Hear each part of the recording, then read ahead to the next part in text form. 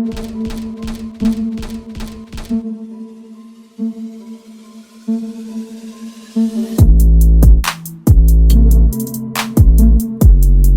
give me a cold one. Honey, take a cold one. Welcome back, ladies and gentlemen, to another episode of the Gaming Dads.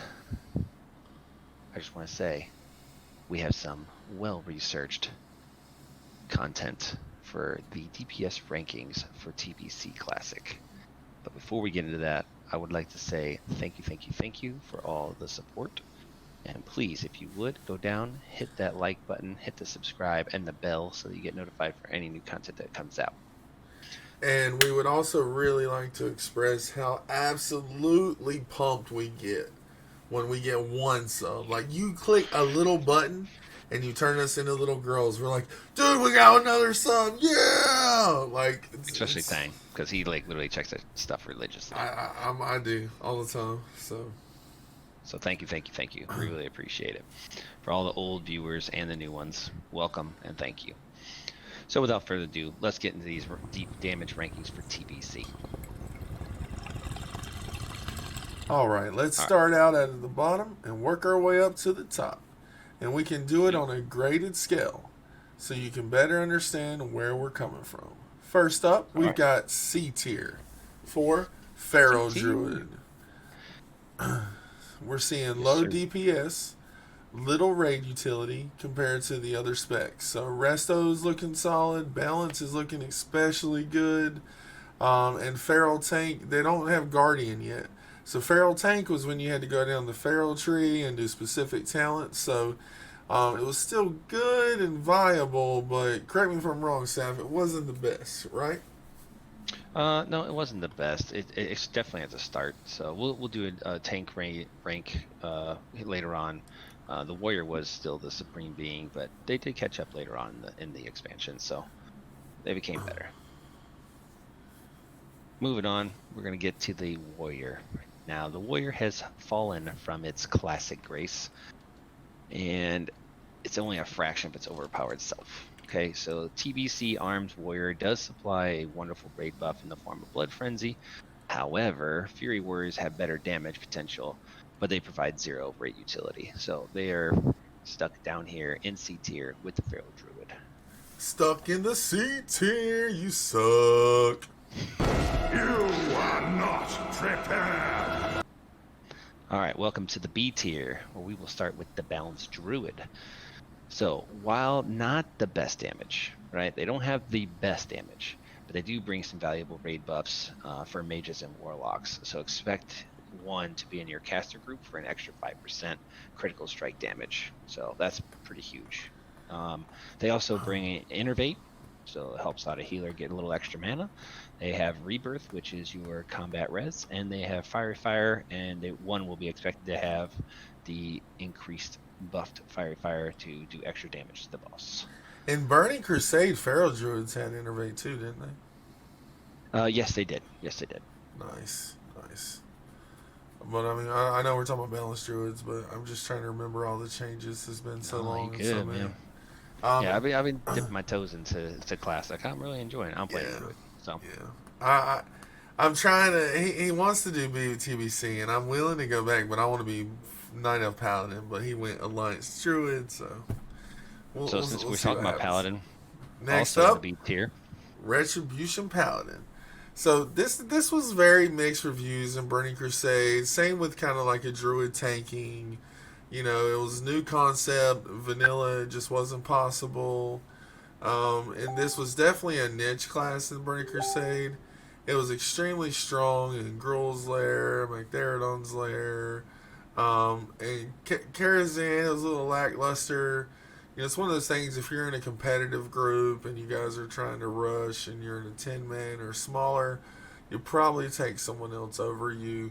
But otherwise, it's probably fine as long as you're not trying to like world first, elitist guilds. You're going to be pretty 100%. solid. 100%. So.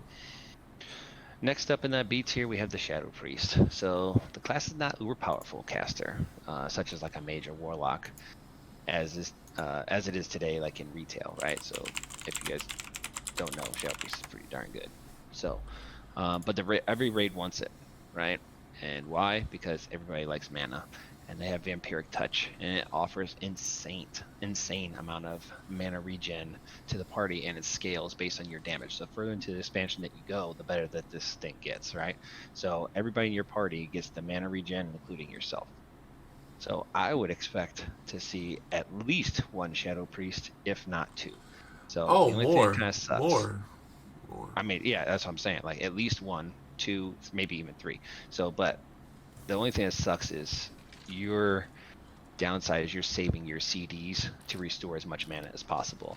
So while everybody else is lusting and they're just pumping out some damage, you're pumping out damage, but you're saving your cooldowns. So when they say, hey, you know, the so-and-so Shadow Priest or Shadow Priest, I need you all to bring up the mana, then you're popping Vampiric Touch, all your cooldowns. You're any funny kind of, if you think people stuff. are really gonna do that. They're gonna blow all their cooldowns on I'm just saying everyone else. that's how it should essentially be, Whatever. right? If you're not a we selfish, all, if you're not a selfish we all trader. know better. We all know better. So it's not ideal for your DPS meters and your EPing, just so you know. Burning Crusade was also one of those times where it was very much like you wanted perfect little 5 minutes. Like you wanted the enhancement shaman for the Wind Fury, and this person for that buff, and that person for that buff, and Yep. Shadow Priest in the healer group. Like you wanted all that stuff. So next up, we've got the Rogue. This is also a class I've considered rolling for the Burning Crusade. While the Rogue has 3 damage specializations, we all know the only valuable one is combat. That is that. The Rogue will compete for Warrior and Ret Pally spots, and honestly will be taking over them, especially later in the expansion. And there'll be many Rogues crying when some dumb guild leader gives the Blades of Azeroth to Warriors instead of Rogues. That will destroy guilds. I can promise you that right now. Rogues also bring a great buff for the raid and exposed armor, and will most likely be required in many boss fights to use improved exposed armor. So they'll have a ton of defense abilities to help soak mechanics too: evasion, vanish, sprint, and the all-new, totally amazing Cloak of Shadows, which is still one of the best abilities to this day on Rogues. It is. It is. And it just allows them for like, I think it's like 5 or 8 seconds to just completely avoid all magical damage. That's insane. It removes dots, it removes everything. So other than it doesn't really like bleeds, it's all magical effects. But So before we move on to the A tier, I gotta bring up our old buddy story of your 25 printed page guide of Rogues. Oh, And what made you decide to go Druid over playing a Rogue? Like, you know how awesome Rogues are in this expansion. Yeah, and they are super fun, and they do have the ability to get the Warglaives, which are heavily sought after by both Warriors and Rogues. But honestly, I really liked the Rogue, and I really considered going it. But I wanted to have the options of tanking, healing, and maybe doing some DPS. So that was the reason I did it. And honestly, when I raid, I joined a guild a little bit ago, and they're kind of starting to put their raid team together, kind of figuring out who it is. And so I'm going to go either Boomkin and help buff and do little damage, which I just want to see the content and win, or I'm going to heal and have fun doing that. I've never healed, so I want to try it out. See, I have another theory. I think you just like your Boomkin on live so much that you want to play your Druid on Classic. I do really like my Boomkin. I do.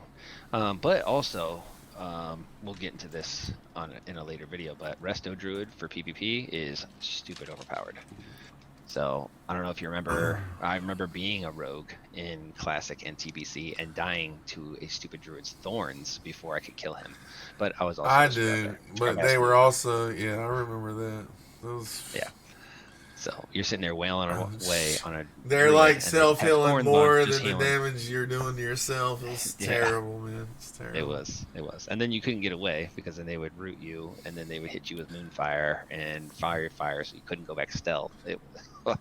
So if you didn't have Cloak of Shadows and you had already used it, you are effed. All right. But let's enough of that. Let's move into A tier. A tier. All right, so shamans, both elemental and enhancement, are both listed here in the A tier. Why? Because of the buffs. They are buffing you to kingdom heaven for all different groups, right? Both any kind of damage group, you're getting buffed by a shaman. It's mandatory, right? So for the melee group, you're going to have the Strength of Earth Totem and the Wind Fury Totem, right? And then for your caster groups, you're going to have Wrath of Air Totem, which increases your casting speed, and the Totem of Wrath, which increases your critical strike damage. So it is amazing what shamans can do for the group. Not only that, they are extremely great raid healers, but we'll get into that later. But elemental, enhancement, both solid DPS, but they're mostly brought because of their totems and everything else. And honestly, in the perfect raid mechanic setup, there's like 5 shamans in a raid group. So Yeah, you want a shaman literally in every group. yes, sir. So Next up, Yeah. we've got the class I played for literally a decade, Mage. Mages are extremely strong. They're not just S tier. They do insane damage to both single target and AoE. All 3 specs are viable. They bring a new gift to the raid with the refreshment table, because I remember thinking, God, I didn't have to conjure 5 at a time. Now they get Arcane Intellect, which they've had. It's a very nice buff. Everyone wants the Imp buff. And of course, Polymorph and Frost Nova. And they get a new trick called Spell Steal, which is extremely essential in the High King Mulgore fight. I remember taking it for my guild. Dude, it was so much fun unless you didn't Spell Steal it quick enough and then you get one shot. So that always sucked pretty bad. Mage was fun to play, but I would say they're mages. They were still weak glass cannons. So absolutely. And finally, last not least, we started from the bottom. Now we're here. We started to the bottom. Now we're at the S tier, and we F have and Hunters. F and Hunter, dude. I love the Hunter. I almost boosted a Hunter. I told you Hunters suck, dude. I hate Hunters. I know you do, but I love them. So Hunter, they do great damage with very little gear. So if you have a fresh 60, a fresh 70, you don't need a ton of gear. You literally put just a little bit of gear on these guys, and they were putting out some solid numbers, right? BM is the highest DPS, and at least for the early part of the expansion, it will be the kings of single target. And then as time goes on, you'll fall behind by one other spec, which Tang will bring up here in a minute. But there is also a possibility for one spot for a survival hunter to get the exposed weakness. So usually there's like 2 to 3 hunters in an ideal raid. All hunters bring freezing trap and frost trap, and they're great, and they have great crowd control. They also have a new ability called Misdirection, which, if you don't know from back in the day, threat was insane. Like, you did not even touch the boss until 3 Sunders were on the boss, and then you were still watching your Omen threat meter like crazy, hoping you didn't pull. So you have Misdirection now from your hunters, who are all misdirecting the one tank that's going to be pulling, and it helped a ton. So you could get 1 Sunder on with 3 Misdirections, and you're good to go. So super great asset for those poor tanks.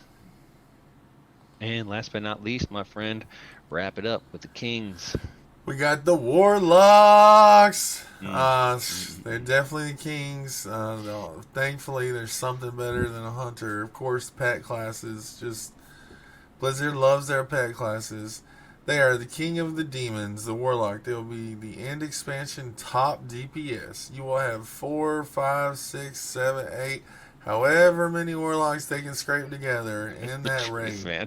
All right, they will feel that. They will feel that shit if they can. All right. They do great damage in single target. They're amazing AoE. They're top DPS. Just spam with Shadow Bolts. Affliction is great due to Malediction and Shadow Embrace. Blood Pack allows the Warlock to tank.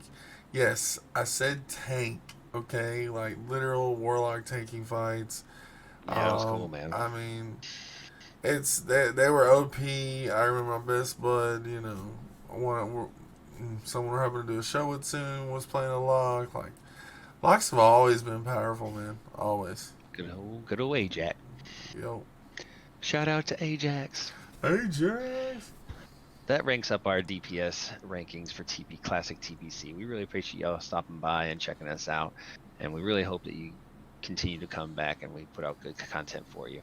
So we'll be going over some tanking top tanks and top healers in the next 2 videos. I'll pop those up and we'll try to get those out this week, since I know everybody's been hype on this Getting TPC hype. train. What? So please like again, subscribe, and tap on that. This guy bell talks about it notification. so much, I'm gonna have to boost the freaking tune now. Oh, I don't want to go Alliance. Why did you have to go Alliance? I already did Alliance in BC, man. Anyways, tap that like Notice I button, love it. hit that subscribe. We will get you lots more content. If you made it this far, thanks a lot.